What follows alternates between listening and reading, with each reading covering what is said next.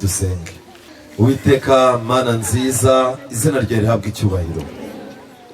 Ubanye natwe mu ndirimbo, uratunejeje. Wabanye natwe mu cyigisho cyabanje, uri kumwe natwe mu iteraniro abana bawe. Mwuka wera abereka ibyemezo byiza bakwiye gufata. Wagiye udufatisha imyanzuro itandukanye kugeza uyu munsi wa none ntidushaka kwicara mu cyaha. Wadusezeraniye yuko uzamanika amaboko atsinzwe, uzamutsindishiriza kugira ngo yemererwe kwegera igiti cy'ubugingo mu gihe tugiye kuzajya mu bwami bwawe. Imbere yacu hari intambara idasanzwe, ariko uri Imana yarwanye kandi ikanesha. Abana bawe baraha buri muntu wese uganire nawe muri iri teraniro, kandi umwuka wawe wera akabakaba imitima yacu kugira ngo tutigira abandi, ahubwo twigire ibyacu birebana n'agakiza kacu. Kandi ku musozo, icyubahiro kibi cyawe n'ubwami n'ubushobozi, kuko ari wowe ushobora gukora ikirenze icyo umwana w'umuntu yakora.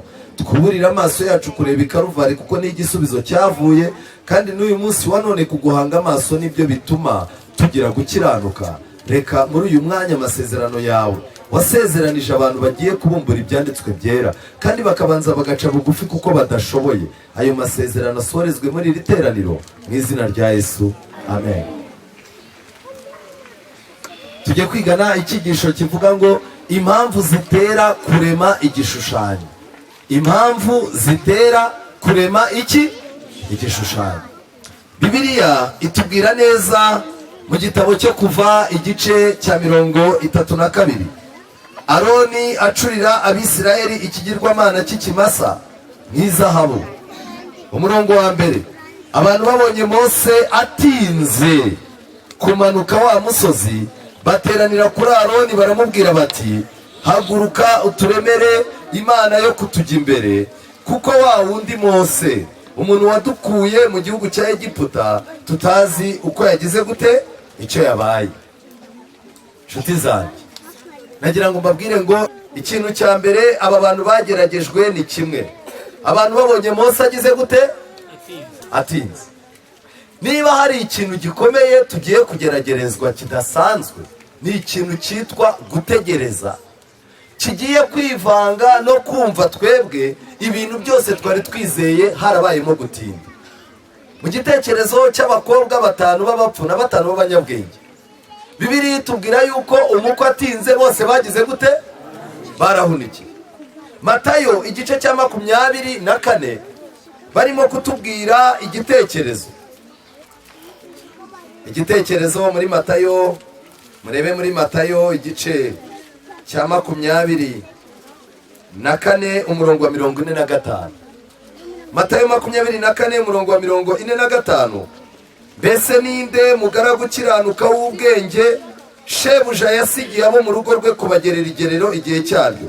Uwo mugaragu arahirwa shebuja naza agasanga abikora. Ndababwira ukuri yuko azamwegurira ibintu bye byose. Ariko umugaragu mubi niyibwira mu mutima we ati, databuja agize gute? Aratinze. Gutinda rero twisubirire mu Kuva igice cya 32. Isaha y'Imana ibitandukanye n'isaha y'abantu. Abantu bajya mu bintu by'Imana bazi ko bigiye kumara igihe gitoya, icyo bari bizeye kigasohora. Ariko Satani ajya kunda kuhagurutsa abantu nk'abo bahagurukijwe n'amarangamutima, ikintu bakagiha igihe gitoya, bazajya kwibona bakibona cyagiye bari bagennye kirangiye, ibyo bari bategereje bitagize gute, bitabaye. Ntabwo habayeho gutinda, oya, ahubwo abantu babonye Mose atinze kumanuka wa musozi, bateranira kuri Aroni baramubwira bati, haguruka uturemere imana yo kutujya hehe imbere. Ndagira mbabwire ngo byanga byakunda, ntabwo bishoboka yuko abantu batera intambwe badafite imana ibajya imbere. Niyo mpamvu Paulo yavuze ngo imana y'iyi si yabahumye iki? Yabahumye amaso n'umutima. Mu magambo make, iterambere ry'isi abantu bategereje yuko hari umwami ugomba kubajya imbere, kandi byanga byakunda abantu bazagira amafaranga, imana yabo izabajya imbere ibashakira inzira. Abantu bazagira isi, imana yabo izabajya imbere ibashakira inzira. Ariko abantu bazashaka kuyoborwa n'Imana bazemera kuyoborwa n'ijambo ryayo. Iki kintu rero kirakomeye. Baramwegera bati, dushakira imana yo kutujya imbere, kuko wa wundi Mose, umuntu wadukuye mu gihugu cya Egiputa, tutazi icyo yagize gute, icyo yabaye. Ndagira ngo mbabaze hano muri abantu b'abahanga cyane, abantu b'igitwe n'abakunzi. Ari Mose n'Imana, ninde wakuye Abisirayeli mu gihugu cya Egiputa? Ababyemeza ko ari Imana, nibyo rwose. Igitabo cyo Kuva igice cya 20 umurongo wa 4, Imana irimo gutangaza amategeko yayo, yavuze ko ariyo yikuriye Abisirayeli mu ki. Kubw'ibyo rero, mbere gato yuko abantu baramya igishushanyo, mbere yuko abantu bikorera igishushanyo, hari ikigomba kubaho. Icyubahiro cy'Imana kigomba gukurwa ku Mana, cyarangiza kigashyirwa kuki? Ku bantu. Abantu bagomba gukura amaso ku Mana, bakagira undi muntu babona. Kandi vuba bidatinze, ubwo igishushanyo cy'inyamaswa nacyo kigomba kuremwa, cyarangiza kigahumeka, kikicisha batacyumvira. Byanga byakunda, hagomba kuboneka umuntu ugomba kwizezwa yuko ari we wayobora urwo rugendo. Ikintu cyabaye, umurongo wa 2, Aroni arababwira ati, mukweture impeta z'izahabu ziri ku matwi y'abagore banyu, no ku y'abahungu banyu, no ku y'abakobwa banyu muzinzanire. Mwakwibaza ngo izi mpeta n'iyi mikufi byavuye? Ijoro rya nyuma Abisirayeli bagiye gusaba impano bazajyana bava mu Egiputa. Imana yari yababwiye ngo bajye kwaka ibintu bazakoresha. Satani ni umuhanga, yasabye Abisirayeli yuko bagomba gusaba Abanyegiputa n'imikufi n'imitako, kandi koko Abisirayeli iyo mitako barayibonye. Ariko ikintu gitangaje, iyi mitako niyo yavuyemo iki gishushanyo. Abantu bose bakwetura impeta z'izahabu zo ku matwi yabo, bazishyira Aroni, arazenda azishyira mu gifite ishusho ashaka, aziyazamo igishushanyo cy'ikimasa.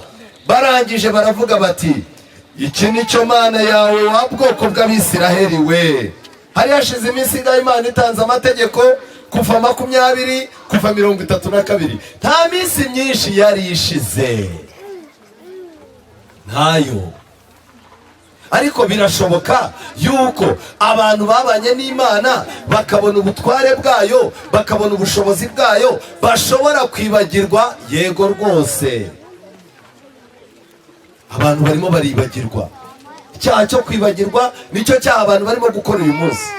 Hano ikintu gikomeye ni iki, Abisirayeli bahise batangira. Aroni yarababwiye ati, iki ni cyo Mana yawe, wa bwoko bw'Abisirayeli we, yagukuye mu gihugu cya Egiputa. Aroni abibonye yubaka igicaniro imbere yacyo, igicaniro gikoreshwa mu misengere. Avuga ijwi rirenga ati, ejo hazaba umunsi mukuru w'Uwiteka. Ariko najya mbabaze, igishushanyo ni icy'Uwiteka? Ariko Aroni umutimanama waramushinja, umwibutsa yuko ibintu arimo gukora nta Mana igize gute irimo. Kubw'ibyo rero yashatse ko ibintu by'Imana biraza koroswa kuri wa munsi mukuru wo kuramya cya gishushanyo. Bivuze ngo iki rero? Igishushanyo kiri imbere hano yacu, byanga byakunda, kigomba kuba gifite izindi mpamvu, ariko cyoroshweho iyobokamana. Jambo ry'Imana rirakomeza rikavuga ngo bukeye bazinduka kare, batamba ibitambo byoswa, bazana ibitambo by'uko bari amahoro. Abantu bicazwa no kurya no kunywa, bahagurutswa no kugira gute? No gukina. Uwiteka abwira Mose ati, manuka ugende kuko ubwoko bwawe wakuye mu gihugu cya Egiputa bwiyononye. Mu magambo make, biriya bintu bakoze ni ibimenyetso byerekana ko atari njye wabakuyeyo, ari wowe. Noneho rero manuka ujye kureba ubwoko bwawe. Iyo abantu banze kuba abantu b'Imana, Imana ibemerera uwo bashaka ko abayobora, akaba ari ubabera Imana yabo. Hari amagambo nifuza yuko mumenya mu gitabo cy'abakurambere n'abahanuzi. Abafite iyi versiyo, ni versiyo yo mu 2000 ingeri ya 2 muri 2016. Muri iki gitabo banditse ngo iki? Muri iki gitabo paje ya 257, paje 257 baranditse ngo, kubera ko mu Misiri bari baramenyereye ibishushanyo by'Imana zifatika, byari byarabakomereye kwiringira Imana batabona. Reka mbabwire, uko abantu bagenda batinda muri Egiputa y'ibyaha, uko abantu barimo kuza muri iri torero ariko bafite ibigirwamana babanjemo, bagifite imihango n'imiterekero n'imiziririzo y'amadini bahozemo. Kimwe mu bibazo bivuka ni uko usanga uburyo Imana ishaka kuyobora iri torero, usanga abantu bo bashaka ko itorero riyoborwa mu buryo bw'amadini bahozemo. Iyi niyo mva n'imvano y'inyigisho z'ibinyoma, iyi niyo mva n'imvano y'imyuka irimo gutwara abantu. Abantu ntabwo bemeye ngo Imana ibayoboreshe uburyo bwayo. Ikindi kintu gikomeye hano, ndetse bari barageze aho bishingikiriza kuri Mose mu rwego rwo gukomeza ukwizera kwabo. Iyo kwizera kw'abantu gukomejwe n'umuntu aho gukomezwa n'Imana, rero byanga byakunda abo bantu baba bari mu kaga. N'uyu munsi urabaza umuntu uti kutakiza gusenga, umuntu w'Imana kanaka yambwiye ko ibihe byahindutse. Urabona njyewe sinzi gusoma, nta nubwo rwose nzi kwandika, ariko buriya ndi umuntu wubaha abantu b'Imana. Iyo bavuze ndabyumva. Kanaka yarambwiye ngo ibi bintu birimo urujijo, nzabe ndetse gusenga. Ariko rero n'Imana irabibona, none se nabigirane? Naza nanjye nzaza. Reka mbabwire, nimwirinde yuko kwizera kwanyu twakubatwaza twebwe ababwiriza, kandi mwirinde kwizera kwanyu kugutwarisha aba bapasitori. Ahubwo kwizera kwawe niba ugufite ukwigumanire, uwo waguha n'umwe ni Yesu Kristo wenyine. Aha muri iki gitabo barakomeje barandika ngo hari ibintu byinshi byari byarabaye, nyamara ibyo ntibabikoze, maze bidatinze ntibagira icyo bitaho, barirengagiza kandi bica amategeko. By'umwihariko ibi byagaragaye muri cya kivunge cy'abanyamahanga. Uru rugendo kuva iri torero ryatangira mu cya 844 ryahagurukanye n'ikivunge. Ni nayo mpamvu twagiye tugira abantu bashaka kuzana imyuka ya kirokore, bashaka kuzana imyuka y'amayerekwa. Hagiye hagaragaramo abantu bafite n'ubwaka, aba bantu bagashaka kuzunguza itorero kubera yuko bashakaga yuko ibintu bisa naho bahoze, ariko Imana ntabwo yigeze ibyemera. Ikivange rero, dufite abantu twahagurukanye turirimba n'isabato ariko batigeze bayiruhuka n'umunsi n'umwe. Dufite abantu turirimbana ibyo kwirinda bya temperance, batagira temperance n'imwe. Dufite abantu twahagurukanye bavuga ngo barabatijwe ariko batazi kubyarwa n'umwuka wera icyo bisobanuye. Dufite abantu twahagurukanye bavuga yuko iri zina ari iryabo, ndetse bakadodesha imyenda yanditseho ibirangantego by'itorero, ariko mu by'ukuri wajya mu bukwe bwabo, wajya mu minsi mikuru yabo, wajya ku kazi aho bakorera, ugasanga ni abashyitsi ku budivanisiti. Barahari ntibahari? Icyo ni ikivunge twahagurukanye. Mbere yuko igishushanyo cy'inyamaswa kiremwa, hari abantu bagomba kubanza bakavamo. Buri muntu wese agomba kwerekana ikimushimisha. Hasi baranditse ngo hari bamwe bazanye igitekerezo cyo gusubira mu Misiri, ariko ari ugukomeza bakajya i Kanani cyangwa gusubira mu Misiri. Imbaga yose yari yiyemeje kudakomeza gutegereza Mose. Abantu bacitsemo ibice. Hari abantu bari bamwe batanze igitekerezo, baraje bavuga batumva rero mureke twishyireho umugaba twisubirire hehe? Mu Egiputa. N'uyu munsi wa none hari abantu bafite agatima gahengamiye ku nyigisho bahozemo, agatima gahengamiye ku myizerere y'ibinyoma bahozemo, kandi aba bantu buri gihe akabaye kose baba bashaka gukura abantu aho bari mu rugendo ngo babasubize aho bahoze. Reka mbabwire, hari amatsinda meza ayoborwa n'ijambo ry'Imana, ariko hari amatsinda menshi abantu nibatitonda azongera akabasubiza aho bahoze bakisangayo, kuko igihe cyose hari abantu bateranye bashaka gusubira mu Egiputa bagomba kubona umugaba. Ikintu rero gikomeye hano ngo bumvise nta shyikizo, abantu bifuzaga igishushanyo gihagarariye Imana kugira ngo kibajye imbere mu cyimbo cya Mose. Kandi aba bantu bakoze iki gishushanyo cy'inyamaswa, iki gishushanyo ngo bashakaga iki? Bashakaga yuko nibaramuka basubiye mu Egiputa bazakirwa kubera cya kintu. Mu magambo make, ni iki kizaranga yuko ubu protestani bwayobye busubiye mu biganza by'ubupagani bw'ubugaturika? Ikizabiranga nta kindi, ni uko imbere yabo bazaba bitwaje igishushanyo cy'iki? Igishushanyo cy'inyamaswa. Nicyo kizabereka, kizereka Roma ngo abana bagarukiye ku mubyeyi, abana bagarutse mu biganza by'umubyeyi. Icyo nta kindi, nicyo bagomba kwitwaza. Ibi bintu birakomeye. Paje 258 abakurambere n'abahanuzi baranditse ngo bavugaga yuko cya gicu cyari cyarabayoboye kugera ubwo cyahagaze burundu ku musozi kitazongera kubayobora mu ngendo zabo. Bagombaga kugira igishushanyo kigisimbura, kandi nk'uko byari byasabwe, iyo bafata umwanzuro wo gusubira mu Misiri bari kwakirwa neza n'Abanyamisiri, kubwo icyo gishushanyo babaga bashyize imbere nk'Imana yabo. Mu magambo make, igishushanyo cy'inyamaswa kizafasha ubuprotestani bwayobye kongera gusubira aho bwaturutse mu bugaturika. Reka mbabwire, igishushanyo cy'inyamaswa kiremerwa iki? Kiremerwa yuko inkingi y'igicu yahagurutse, kandi abantu baba bashaka kugenda uko bagize gute bashaka. Kubw'ibyo rero, ubwo inkingi y'igicu yahagaze rero ikaba yaraduparitse hano, nimureke twebwe twikorere igishushanyo kidushakira inzira dusubire mu Egiputa. N'ubu niko bimeze. Igishushanyo cy'inyamaswa kizashyirwaho kubera ko abantu bangiye Yesu, ko ababera umwami n'umukiza, ko abayobora mu buzima bwabo, ko imibereho yabo n'ahazaza habo n'imisengere yabo n'inyigisho zabo biyoborwa n'umwami Yesu. Iki hano baranditse ngo akaga nk'ako kari kadutse kasabaga umuntu udakebakeba, ufata umwanzuro kandi ufite ubutwari butadohoka, umuntu ushyira icyubahiro cy'Imana hejuru y'ibintu byose, niyo waba umutekano we bwite cyangwa ubuzima bwe ubwabwo. Nyamara uwo muyobozi w'Abisiraheli wari w'icyo gihe ntiyari afite iyo mico. Abantu bagomba kubuza abantu kurabya inyamaswa n'igishushanyo cyayo. Bagomba kuba bafite ibimenyetso Imana yashakaga ko Aroni agira, ariko ikibazo gikomeye, Aroni ntabyo yaragize gute, ntabyo yari afite. Icya mbere, kuba umuntu udakebakeba. Icya kabiri, kuba umuntu ufata umwanzuro. Icya gatatu, kuba umuntu afite ubutwari butadohoka atitaye ku mpinduka zabaye. Icya kane, umuntu ushyira icyubahiro cy'Imana hejuru y'ibintu byose. Icya gatanu, niyo umutekano we bwite cyangwa ubuzima bwe ubwabwo bwajya mu kaga, ntahindura umwanzuro. Ibi byangombwa nibyo byangombwa Imana izaha abayobozi bazaba bayoboye mu gihe nyirizina igishushanyo cy'inyamaswa kizashyirwa ahagaragara. Ariko ibyanditswe byera nasomye muri iki gitekerezo batubwira yuko mbere gato yuko Yesu agaruka, abayobozi benshi bazaba bameze nkande nka Aroni.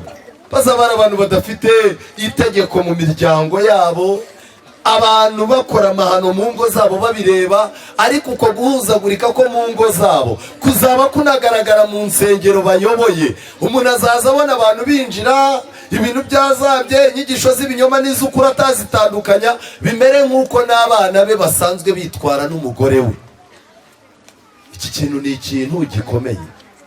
Dukwiye gusenga cyane kugira ngo Mwuka Wera ayobore iki? Itorero. Indirimbo ya 53 iravuga ngo Mwuka Wera ube hafi y'abaki? Y'abakristo. Nshuti zanjye, iki kintu ni igiki? Ijambo ry'Imana ritwereka neza yuko ikimenyetso cy'inyamaswa ndetse twaraye twize n'igishushanyo cyayo bizaba, ariko harimo n'akandi kavuyo k'ibimenyetso by'iminsi y'imperuka, ku buryo bizaba ari akavuyo gakomeye. Abantu bazaba bafite akavuyo kenshi barimo kureba, ku buryo kumenya icyo kintu bizaba bisaba abantu bapfukama kandi bagasenga. Ni ikihe kintu kirimo gutuma abantu bacanganyukirwa? Nuko umuntu arimo arabanza akabona agapfukamunwa, agahita avuga ati none iki ni igishushanyo cy'inyamaswa. Kandi mu mezi nk'atanu yarashize yari yabanje kubona umuyobozi w'idini n'umuyobozi wa polisi bahagararanye, abyita igishushanyo cy'inyamaswa. None bazanye agapfukamunwa ati reka da, naribeshye cyagiye bwa mbere, ahubwo neza neza igishushanyo cy'inyamaswa ni iki ngiki. Byarangira hakaba haje urukingo ati urugo rurakatsindwa, uru runyagwa ruzica abantu, ahubwo nari nibeshye cyagiye bwa mbere n'ubwa kabiri, iki kinyagwa nicyo gishushanyo cy'inyamaswa. Reka mbabwire, ndagira ngo mbabwire ngo ibintu bizakomeza kugenda biza kandi byihindaguriza.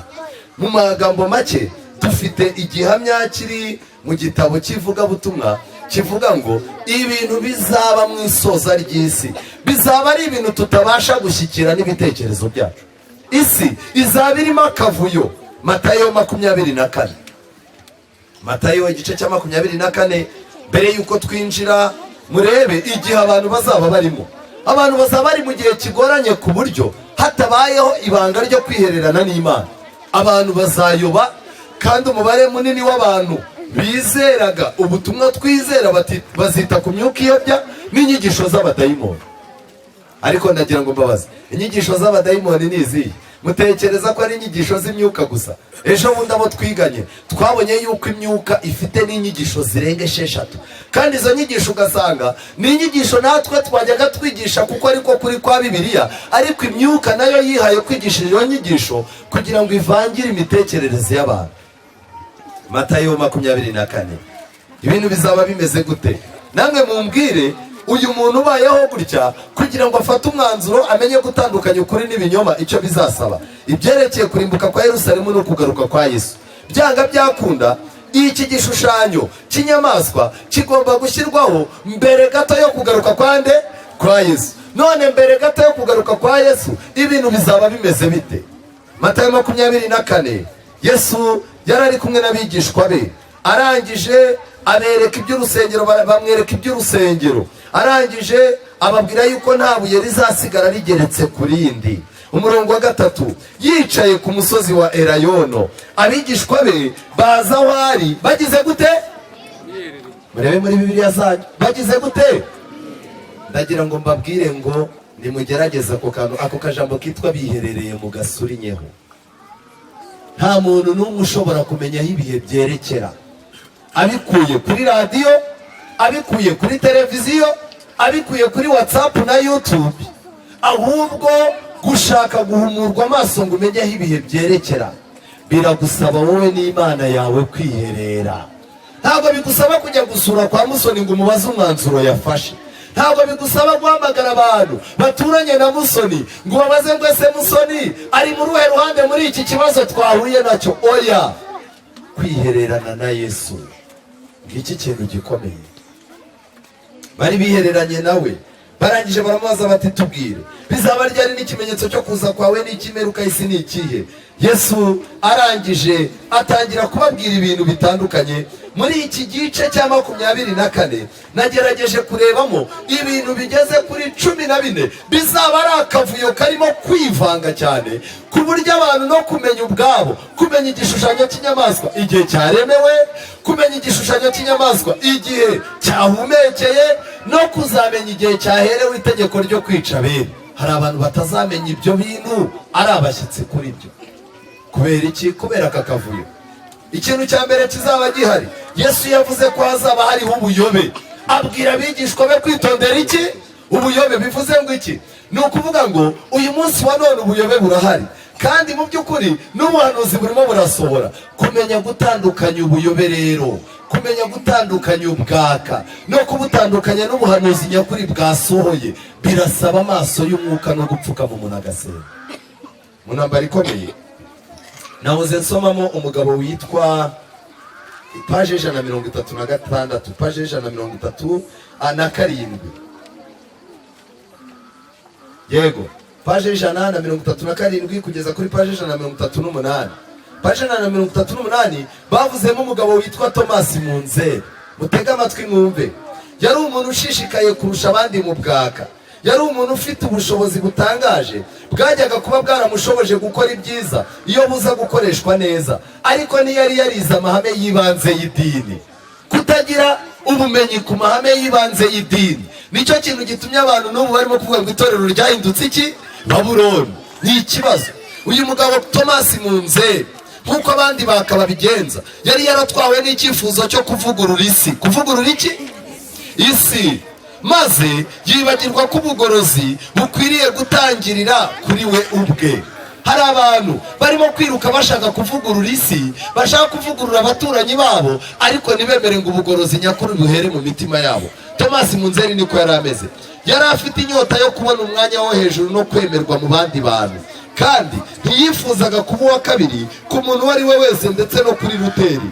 Yavuze ko mu gufata ubutware bwa papa bakabusimbuza ubw'ibyanditswe, abagorozi babaga bari gushinga ubundi bupapa butandukanye n'ubwe. Ubwe yivugiraga ko yatumwe n'Imana kugira ngo atangize ubugorozi nyakuri. Imana yahagurukije Martin Luther ngo atangize ubugorozi mu baki, asohore abantu muri Kiliziya Gatolika. Uyu mugabo nawe Thomas Munzeri yarahagurutse ati nanjye Imana yamaye kuvugurura kugira ngo nsohore abantu mu bugorozi bwa Martin Luther. N'uyu munsi wa none turabafite. imana yahagurukije abadivantisiti kugira ngo bagorore amadini ya giprotestani yayobye, kandi abo bantu babashe guhagarara ku rufatiro. Ariko twatangiye kugira n'abandi bantu bashaka gusohora abantu mu itorero ry'abadivantisiti.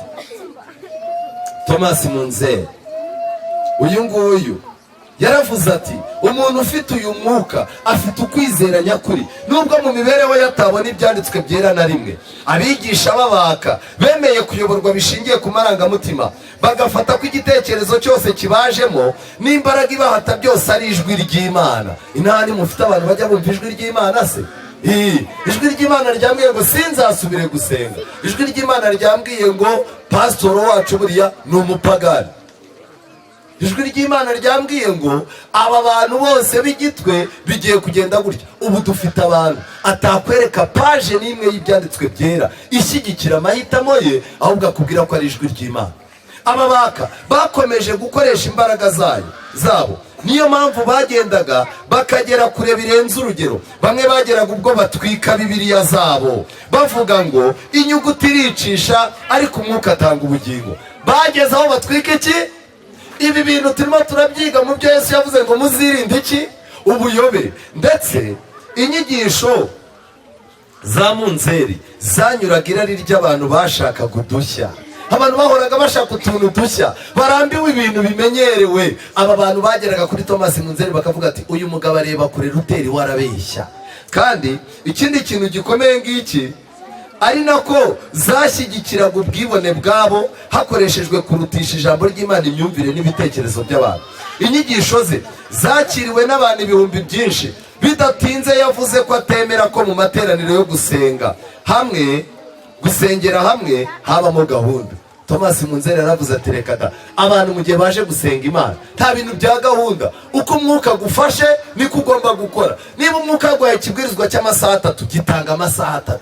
Niba urimo gusenga ukumva byakomeye, komeza ukurure, nta mpamvu ibintu byo kuvuga ngo gahunda ngo irakurikirwa ni. Thomas Munzeri yaravuze atahana abantu basengera nta gahunda igomba kuhaba. Ariko turabafite abantu bavuga ko itorero rizize kugendera kuri gahunda. Thomas Munzeri yakomeje kuvuga ko kubaha ibikomangoma ari ukugerageza gukorera Imana na Beliyali ariyo Satani. Ibikomangoma bari abanyapolitike.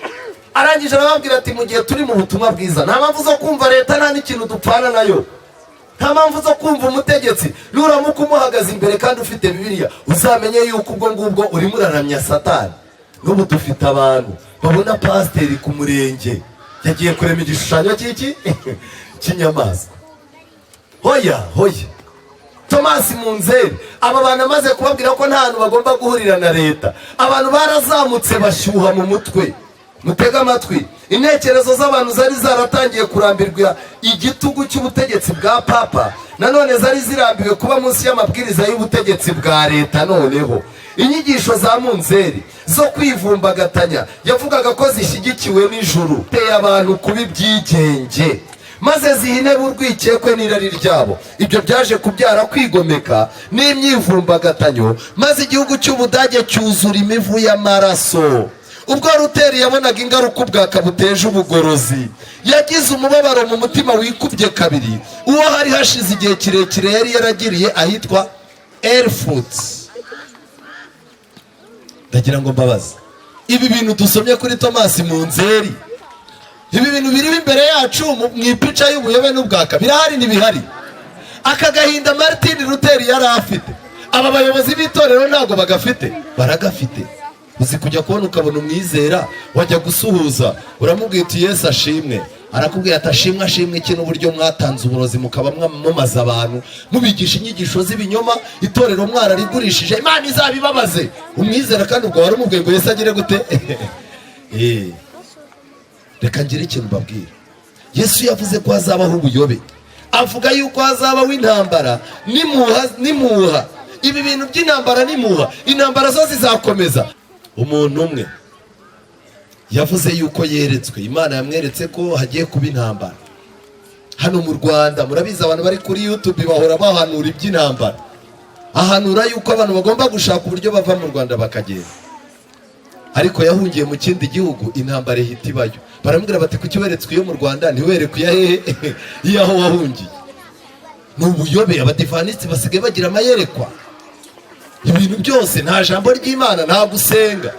Ndagira ngo mbabwire ngo iyi gishushanyo cy'inyamaswa kigomba kugira imbaraga kigahumeka. Abadivanisi bo batakibasha guhumeka, se muracyabasha guhumeka mu mwuka wera? Aya magambo arakomeye, hari ibintu bidasanzwe. Yesu yakomeje avuga yuko hazabaho kugambanirwa, hazabaho kubabazwa no kwica abana b'Imana bazira izina rya nde? Izina rya Yesu. Izina rya Yesu bazazira. Ariko uyu munsi wa none umuntu bitewe n'amahitamo ye cyangwa se kutumvikana n'abandi agahura n'ikibazo, ikintu cyose kirimo kiraba, umuntu agatavuga ati aka ni akarengane. Ijambo ry'Imana nibyo koko ako ni akarengane, ariko ijambo ry'Imana ritwereka ko hari akarengane kazaza gasoza. None uyu munsi wa none ubu dufite abantu barimo kwigisha yuko nta kandi karengane kazabaho. Akarengane kari karavuzwe mu byanditswe byera ni aka ngaka. Ndabizi neza ko hano muri iri teraniro turimo hari abantu barenganyijwe ku bw'amahitamo yabo. Hari abantu bari aha ngaha batakiri ku kazi, hari abantu bari aha ngaha batakiri mu mashuri, hari abantu bari aha ngaha imbere yanjye batagifite ubuzima bwabo nk'uko bwari buteretse mbere. Ako ni akarengane. Ariko bana b'Imana, nubwo mwarenganyijwe ndetse isi ikabibaguye nabi, ariko ubu ngubu tuvuge yuko akarengane k'itegeko ry'icyumweru abantu b'Imana bazira isabato, aka karengane ubu kahise kavangirwa n'urukingo, ubu byararangiye. Twaba twibeshye. Twirinde kubyina mbere y'umuziki. Yesu yatanze ikindi kimenyetso yuko hazabaho gusubira inyuma. Gusubira inyuma abantu ntabwo babibonamo ikimenyetso. Nta mudivanisi uzasubira inyuma adafite amasomo yo kwireguza.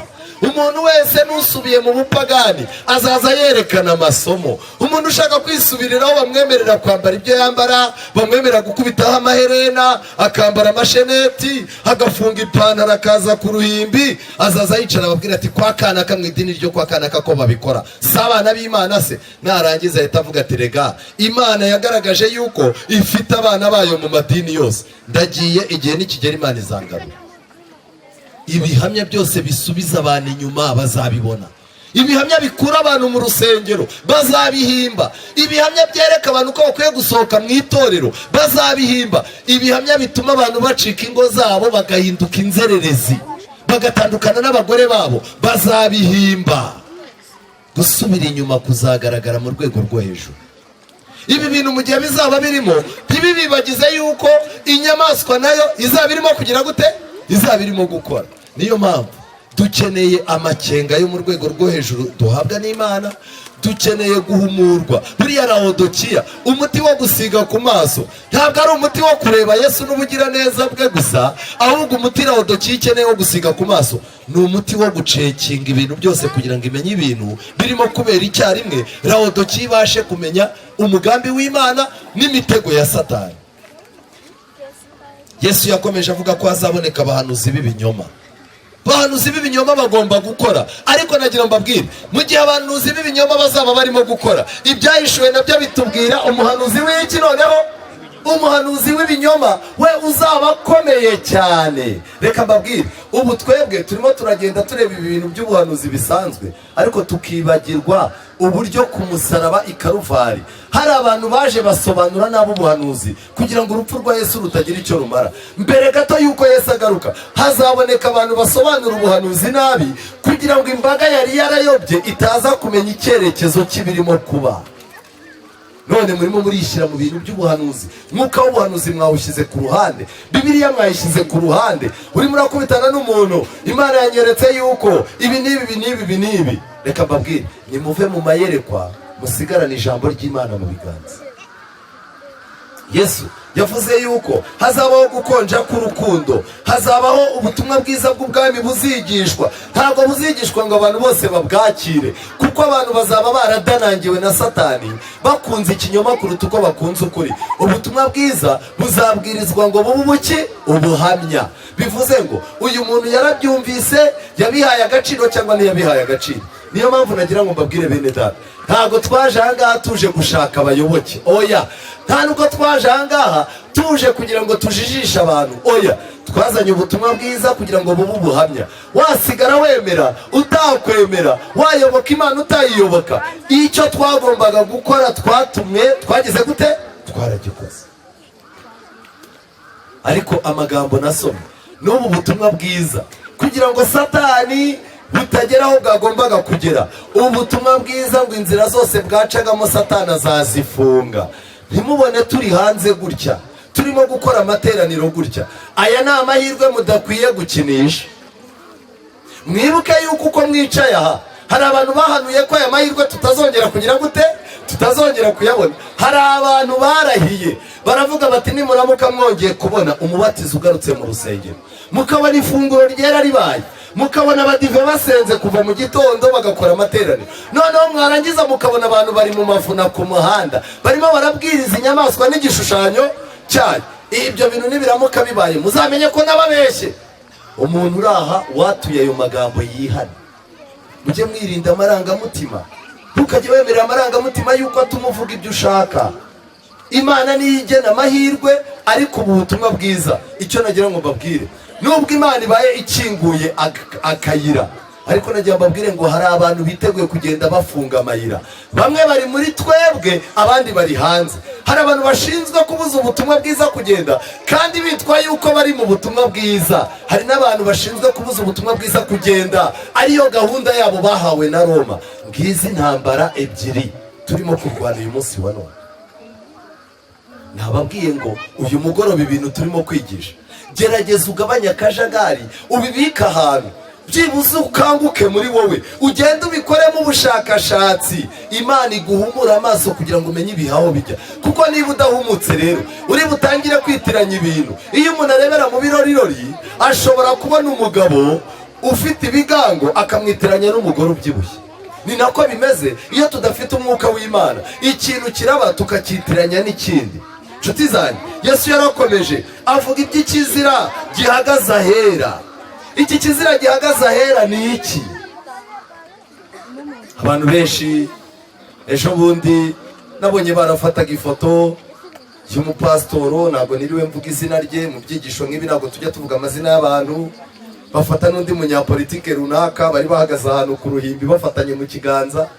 Umuntu arangije ahita akubitaho ati Matayo 24 umurongo wa 15 yasohoye, ubu wabona hari umuntu uzatubwira ngo tuzongere tubitegereze, byarangiye. Ahita avuga yuko ikizira cy'umurimbuzi cyahagaze ahera. Ariko ndashaka kubasomera iki jambo ry'Imana rivuga. Ikizira cy'umurimbuzi ni iki? Ni igiki? Paje y'199 harimo amagambo akomeye. Paje y'199 hano baranditse ngo ubupapa bushyiraho ikizira, bazashyiraho ikizira cy'umurimbuzi. Tumaze kwerekana mu buryo bwuzuye icyo dutekereza ko ari ugukuraho igihoraho cyangwa ubupagani. Noneho turibaza tuti, ni ryari ikizira cy'umurimbuzi cyangwa se ubupapa cyashyizweho cyangwa cyashinzwe? Agahembe gato gafite amaso nk'ay'umuntu ntabwo katindaga kureba igihe cyose inzira yabaga yuguruwe kugira ngo kagere ku majyambere yako kandi kishyire hejuru. Uhereye mu mwaka wa 508 iterambere rye ryo kugera ku butware buhanitse ntacyo warigereranya nacyo. Aha barimo barerekana yuko ikizira cy'umurimbuzi ari ubupapa, bwagombaga guhagarikwa mu mwanya, ndetse bukagenda abantu bakabushyira mu mwanya w'Imana kugeza igihe buzaza buvuga bakagira ngo ni Imana yagize gute? Yavuze. Kubw'ibyo rero kuva muri 508 ikizira cy'umurimbuzi mu buryo bwa mbere cyahagaze hehe? Ahera. Mu mwaka wa 70 kuboneka kw'ingabo z'Abaroma ku butaka butagatifu bwa Isiraheli nacyo ubwacyo cyari ikizira cy'umurimbuzi gihagaze ahera. Mu magambo make ni isomo rimwe rifite ubusobanuro butandukanye, ariko ikizira cy'umurimbuzi muri iki gihe cyacu hagaragaza neza ko igihe Satani azihindura Kristo, igihe Satani azihindura Kristo yarangiza akagaragara ku masitade amwe n'amwe yo mu isi, yiyambitse ipica ya Yesu, ngo Satani azatangaza ibintu bibiri. Azatangaza ibintu bibiri, yuko amategeko yose yasimbuwe n'urukundo, abantu bagomba gukundana nk'uko Yesu yabakunze, kandi azababwira yuko isabato abantu basengagaho bitewe n'ubusabe bwa benshi, isabato yimuriwe ryari? Ku cyumweru. Ayo magambo mwarayasomye mu kwitegura akaga gaheruka, mwarayasomye. Icyo gihe rero Satani abantu bazaba bamushyize mu bitekerezo byabo no mu mitima yabo nkaho ari Kristo waje. Kubw'ibyo icyo gihe nanone ikizira kizahagarara he? Ahera. Ikindi, ubwo itegeko ry'icyumweru rizasimbuzwa isabato, ndetse abantu bakaryakira nk'uko bakiraga isabato y'Imana. Mu by'ukuri icyo gihe n'ubundi tuvuga yuko kizaba gihari, ariko nagira ngo mbabaze, umunyapolitike wa hano iwanyu nasuhuzanya n'undi kiraba ari ikizira cyahagaze ahera? Umuyobozi w'umurenge aje ku rusengero, pasiteri aramubwira ati tambuka usuhuza abizera nk'uko twabikoze. Umuyobozi w'umurenge araha, araje ahagaze aha ni ku ruhimbi, aratangiye ati Yesu ashimwe cyane. Umuntu anoshanye n'undi ati wabibonye ibyo tuvuga? Ati ntabwo kibonye ikizira ahera se. Nimwitonde cyane, ndabinginze nimwitonde, nimwitonde musenge, mwirinde, kuko turi mu bintu by'akavuyo cyane ku buryo kwitiranya ibintu biradukoraho. Yesu yakomeje avuga yuko hazaboneka abantu bakwiye gusenga kugira ngo guhunga kwabo kutazaba ku isabato. Yesu yari abizi yuko guhunga ku isabato bizaba ari ikibazo. Kubw'ibyo rero gutera kw'abaroma kwari kubangamira abantu bo muri Yerusalemu kuko baruhuka isabato. Ni nako bizaba bimeze gutera kwa Roma muri ubu buryo bw'igishushanyo cy'inyamaswa. Abazabangamirwa cyane n'abaruhuka iki? Isabato. Ijambo ry'Imana ritwereka muri Matayo 24 yuko hagombaga kuboneka umubabaro utarigeze kubaho. N'uyu munsi wa none umubabaro waratangiye, ariko uyu mubabaro mw'abantu b'Imana mwe mwicaranye hano mwiwita umubabaro usoza. Oya, mwiwita umubabaro usoza. Iri Bibiliya yavuze ko ari itangiriro ryo kugira gute? Ryo kuramukwa. Uyu munsi wa none ntabwo ukwiye guseka umuntu utagifite akazi ke, ntabwo nkwiye guseka umuntu utakiri mu mashuri ye. Oya, ibi ni itangiriro ryo kuramukwa. Ndagira ngo mbabwire ngo nimwirinde kubyina mbere y'umuziki, kuko uwacu uri imbere. Yaba twari tuzi ibidutegereje, umwanya munini aho gucirana imanza, umwanya munini aho guhimbirana ibinyoma. Umuntu yicara akareba umubwiriza, turiya baramuguze, uyu nguyu bamuhanaguye mu mutwe, uyu nguyu bamugize gute, undi nawe yicara arimo kuvuga ati kanaka yarayobye, nta mu mutwe agira, muzamurebe agiye kuzaba imbwa kubera ko ubwo yavuye mu itorero muzamubona yasaze. Izo mvugo ebyiri ntabwo zikwiriye, kuko nagira ngo mbabwire ngo nubwo turimo gupfa ubusa, ikidutegereje kiri imbere. Yesu yakomeje gusobanura iby'abahanuzi b'ibinyoma bazakora ibimenyetso n'ibitangaza. Ibimenyetso n'ibitangaza kubera yuko muri iri torero mu gitabo cy'ibifuzwe byose bagaragaza yuko ibimenyetso n'ibitangaza Imana irimo gukora ni uguhindura umutima w'umunyabyaha agahinduka umukiranutsi. Nicyo kimenyetso gikomeye, nicyo gitangaza Imana irimo gukora mu badivanisiti. Ariko kubera ko abantu benshi bagiye baza muri iri torero bavuye mu madini yakoraga ibimenyetso n'ibitangaza, abantu benshi bisa naho bibereka yuko iri torero nta mwami Yesu uryicayemo. Ariko nagira ngo mbabwire, abahanuzi b'ibinyoma bazabikora. None nagira ngo mbabaze, ibimenyetso n'ibitangaza bizakorwa mbere gato yuko Yesu agaruka, ndetse n'inyamaswa n'igishushanyo cyayo, mubona yuko Amerika izamanura umuriro, muranyumva neza, ikayoboresha abantu ibitangaza. Amerika ubwayo nta bushobozi ifite bwo kumanura umuriro, ariko muri Amerika harimo amadini ya kirokore, ababwiriza bakora ibitangaza, ndetse n'ababwiriza bava muri iki gihugu cyacu mwirirwa mubona bakora ibitangaza bajya gutozwa kubikora muri Nigeria no muri Amerika. Kubw'ibyo rero kumanura umuriro ni ikintu kizaba kibitangaza. None nagira ngo mbabaze, ibitangaza n'ibimenyetso ku isi bizaba bihiga Abagatulika? Nimunsubize yego cyangwa ho. Bizaba bihiga abantu bo muri ADPR? Bizaba bihiga Abisilamu? Ni bande bizaba bihiga? Ni ababinyotewe batabimenyereye.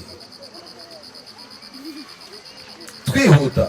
Yesu yakomeje kugaragaza ko Kristo azasiga abantu bazatangira kuvuga yuko Yesu arimo kubonekera mu kirambi ndetse no mu butayu. Umurongo wa 26 Matayo 24, nuko niba babwira bati dore ari mu butayu ntimuzajyeyo, cyangwa bati dore ari mu kirambi ntimuzagire gute, ntimuzabyemere. Mbere gato yuko Yesu aza aho yari asanzwe abonekera, abantu bazabara yuko adahari, batangire kuvuga yuko arimo kubonekera mu kirambi. Ndagira ngo mbabaze abasaza bara mu kirambi ni he? Mzee mwebwe mukuze, mu kirambi ni he? Mu kirambi. Yego, ngwino dufashe tubanze tumenye mu kirambi ni he. Kuko ikigaragara ni kimwe, ubuyobe buzaba buriho buzabwira abantu yuko Yesu arimo kubonekera ahantu hangahe? Habiri. Ahambere ni mu kirambi. Yego, mzee mu kirambi ni he? Yego, iki kintu dukeneye kukimenya neza. Yego, mu nzu haba aho umuntu yinjirira, aho ni sinzora nahita, ariko mu kirambi ni mu nzu imbere hagati, mu nzu imbere, ntabwo ari mu nzu imbere hagati. Yego, ntabwo ari ubwo se ni muri salo? muri salo oya, yego, muri salo ni hariya naho mnahingukira bagatajya kuhaganirira, ariko handi ni hirya, hajya kuba hirya. Si mu cyumba ariko si no muri salo. Yego, ni mu mbere. Yego, ukajya mu kirambi. Yego, murakoze cyane. Ubwo Yesu azaba ari ahagaragara mu cy'uburezi. Baranditse ngo umuntu wese uzajya kwiga ibyanditswe byera afite umutima wo guca bugufi no kwemerera Imana ngo imuhindure, azahuriramo nande? N'uwaryandikishije. Bivuze ngo iki? Guhura na Yesu no kumubona byari bisanzwe bica mu ijambo ry'Imana. Nimurebe Yohana igice cya 14 umurongo wa 20 kumanura. Yesu yavuzemo ibintu bibiri: kuba umuntu ayoborwa n'ijambo ry'Imana, kuba umuntu afite amategeko y'Imana mu mutima we. Ibyo bintu Yesu yavuze ko abo bantu Yesu azabiyereka, nzaza aho ari mwiyereke. Mu kirambi rero ni uburyo bwo kuvuga yuko Yesu arimo kubonekera kwa kanaka. Iyi ndwara ntabwo abadivaniti yari isanzwe ari yacu, yari isanzwe ari indwara y'abantu bo mu madini atandukanye, aho umuntu aza akakubwira ati kwa mama kanaka hari connection. Ejo bundi najyaga ndwana n'umugabo, nagiye kuhasengera, ndangije mvuye gusenga umugabo duhita twiyunga, ari ahantu ni hazima. Undi ati ngewe urabizi ko ntabyaraga, inshuro ebyiri nagiye gusengera kwa mama kanaka, umwami Yesu yaranyiyeretse. Amena, muze mujye muza tujye gusengera kwa mama kanaka. Ibyo nibyo bisobanura ikirambi. Noneho Yesu ahandi hantu bazaba bavuga ko abonekera ni mu butayu. Mu butayu, inyigisho y'ubutayu ni inyigisho yagiye ibaho. Muze gusoma mu bifuzwa ibihe byose aho basobanura iki cyigisho.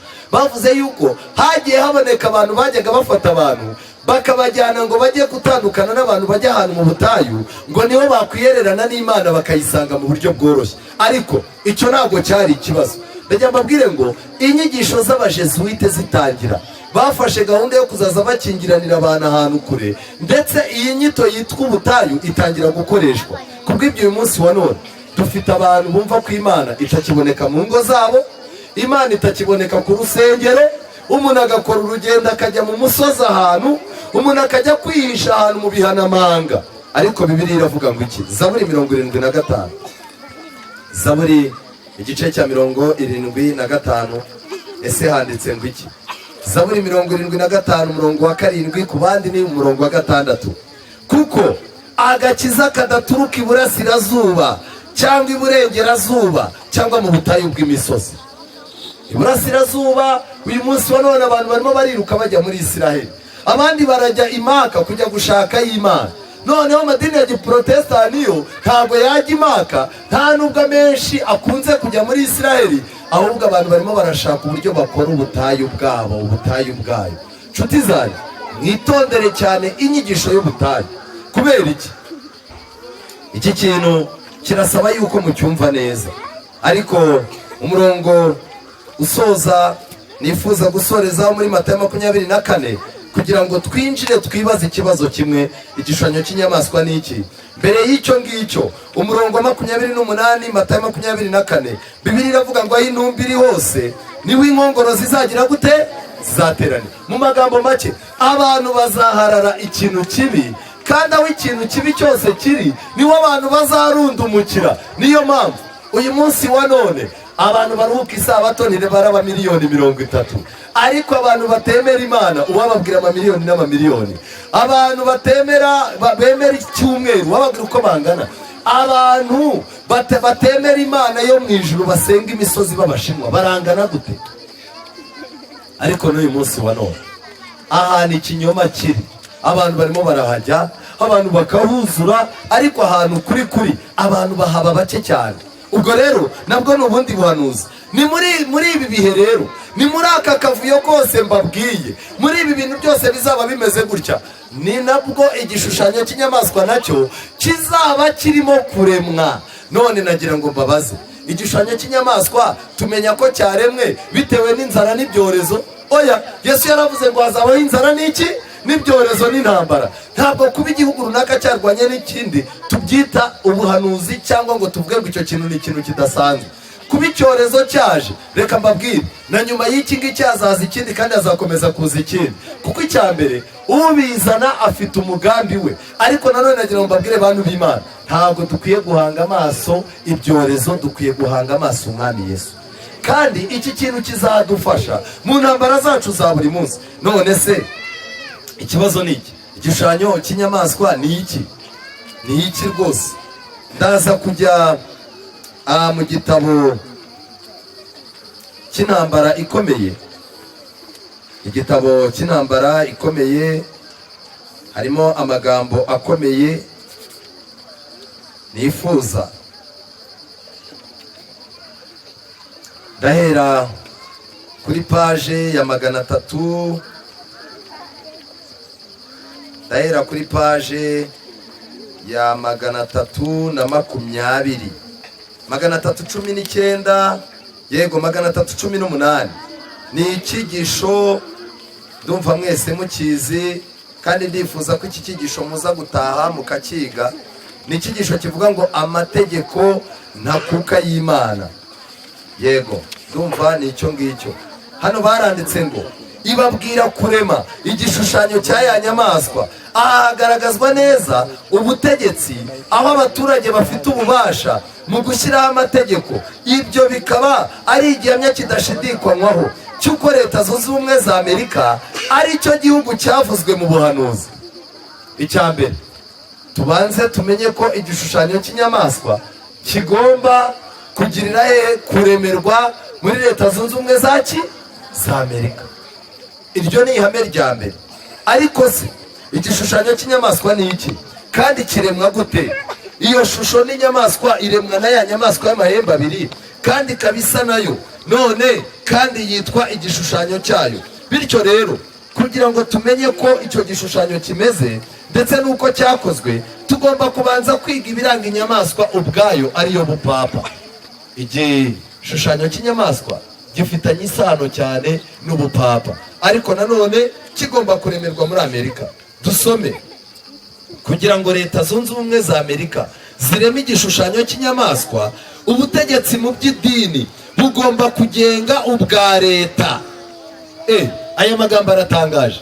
Leta niyo izaba iyobora idini, cyangwa idini niryo rizaba riyobora leta? Dusomye ngo iki? Idini rigomba kuba riyobora leta, ntabwo ari leta igomba kubiyobora iki? Idini. Ibi bintu murimo kubona, mukabona umuyobozi w'idini runaka bamushyizeho igitutu, leta akoze ibi n'ibi, muzabyite ubuyobe, mubyite intege nke, ariko ntimukabyite igishushanyo cy'iki? Cy'inyamaswa. Ni ubujiji, ni ubujiji. Hano baratubwira ko kugira ngo Leta Zunze Ubumwe za Amerika zireme igishushanyo cy'inyamaswa, ubutegetsi mu by'idini bugomba kugenga ubwa leta, kugira ngo ubwo butegetsi bwa leta nabwo buzakoreshwe n'itorero mu gusohoza imigambi yayo. Mu magambo make, amadini azakoresha leta, azaba arusha leta imbaraga. Ariko ibi bintu bigomba guhagurukira muri Amerika, kuko muri Amerika niho hari ubuprotestani bukomeye.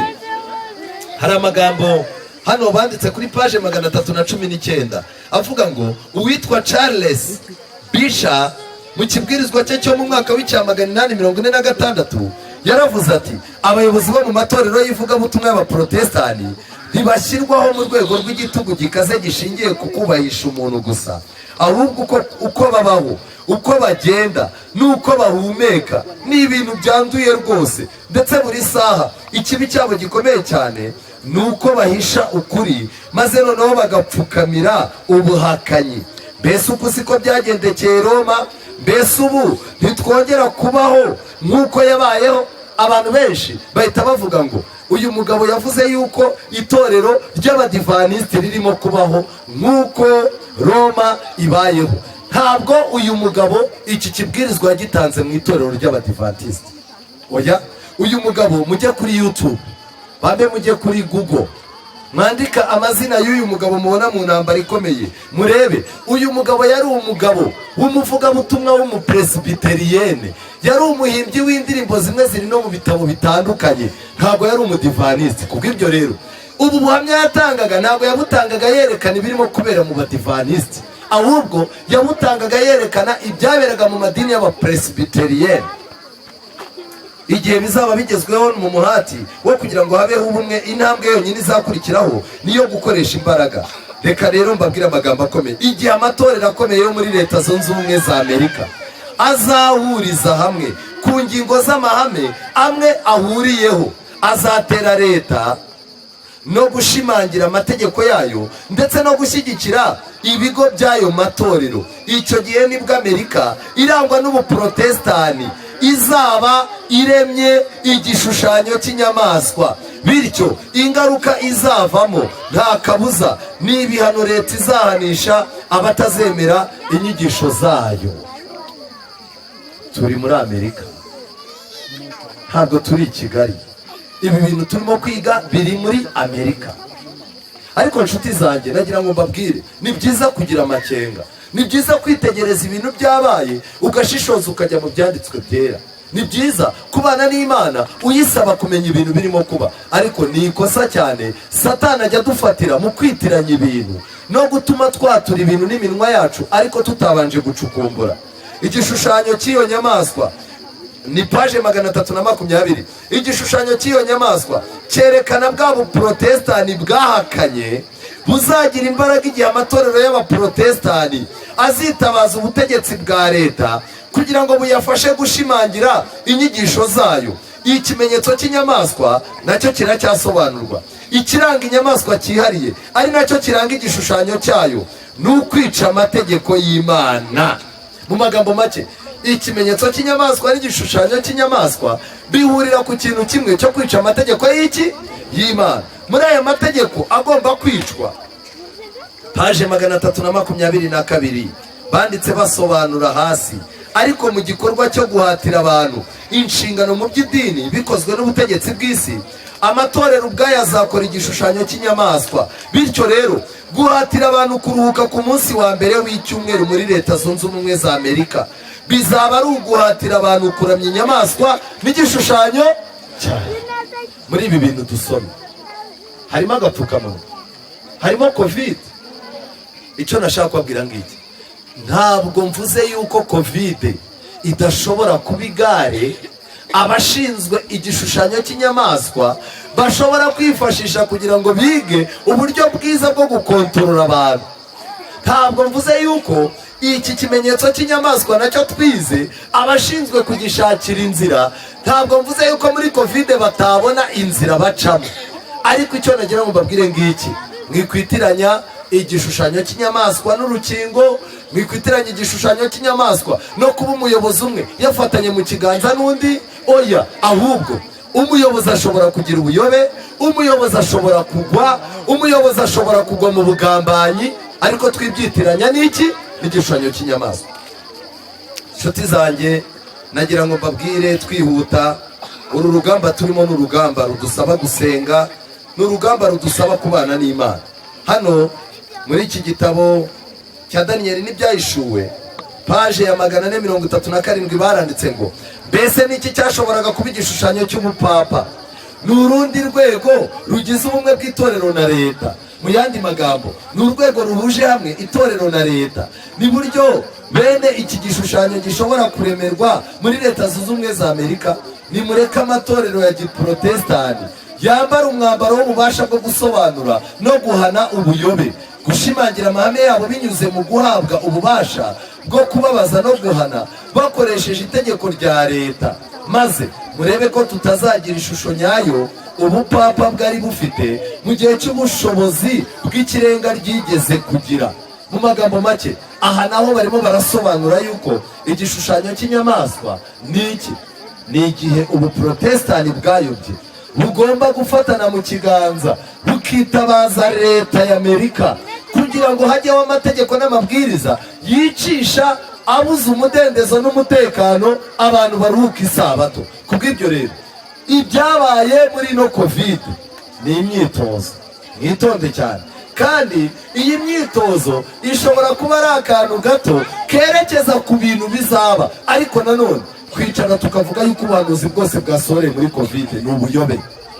Nagira ngo babwire amagambo akomeye Imana ishaka yuko abantu bumva uyu munsi.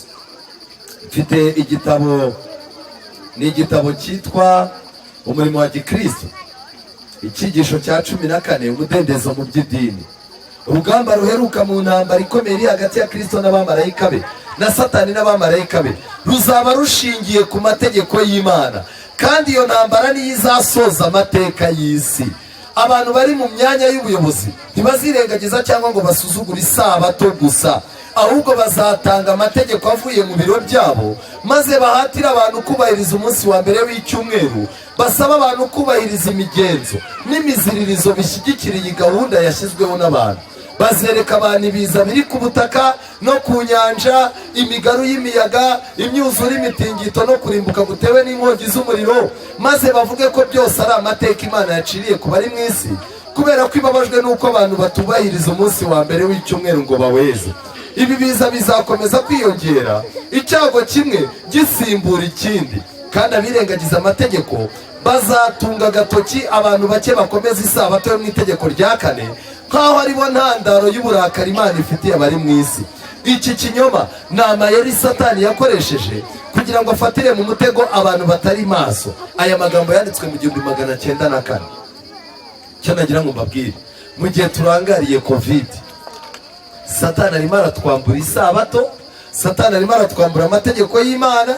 Umuntu agahagarara ahantu ngo yarakingiwe ariko ari umwesikoro, undi agahagarara ahantu ngo ntabwo yakingiwe ariko n'ubundi afite mesaje zo kumutambutsa ahantu ko yakingiwe kandi atarakingiwe.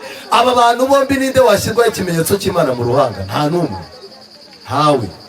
Icyo nagira mbabwire rero ngiki, nubwo murimo gutunga agatoki mu itorero ibyapfuye, nimwibuke yuko ejo bundi abantu twese bazaba badutunga agatoki ko ari twe kibazo.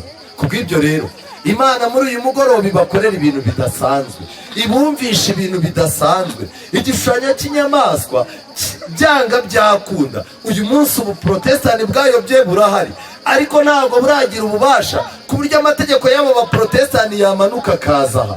Ni ikosa rero rikomeye kwitiranya igishushanyo cy'inyamaswa n'aba bantu bayobora amadini mujya mubona ku murenge bari hamwe, pasitoro, shehe, padiri n'umuyobozi w'umurenge, ubona bagendana. Mu by'ukuri igishushanyo cy'inyamaswa kigomba kuremwa n'ubuprotestani bwayobye. Kiriya nacyo ni impuzamadini, ariko ntabwo ari igishushanyo cy'inyamaswa, kuko bariya abantu bombi ntibemera umwami Yesu, kandi bariya abantu bombi ntabwo barahuza inyigisho. Icyo nagira ngo mbabwire ngiki gusa, n'imikorere yabo nabo bakeneye gusenga cyane, kuko Satani agenda ategura ikibuga ku buryo ubuyobe nyirizi niyo buje abantu basanga bari bamenyereye ikintu kijya gusa nabwo. Habeho gusenga, habeho gusengera aba bayobozi b'itorero, habeho gusenga k'umuntu ku giti cye kugira ngo Imana itunganye uruhanga rwe. Mbere y'uko igishushanyo kiremwa, mbere y'uko igishushanyo kiramwa, abantu bagomba gutangira kwiramya, abandi bakaramya isi, abandi bakaramya ubuzima, abandi bakaramya ibintu bitandukanye. Ariko mwubahe Imana, muramye yaremye ijuru n'isi n'inyanja n'amasoko. Ngiki cyifuzo, ndifuza yuko mwabana n'Imana. Nimugende mwihererane Yesu, mumubwire ngo ibihe ko byaducanze tubigenze gute. Yesu azakoresha ijambo rye. Ariko nagira ngo mbabwire, niba hari indwara mbi turwaye, ni indwara yo kwitirana ibintu bitewe n'agahinda dufite, bitewe n'ibintu birimo kutwituraho ari byinshi. Nimureke mwituze no mu byiringiro abariho dukirizwa mu izina rya Yesu.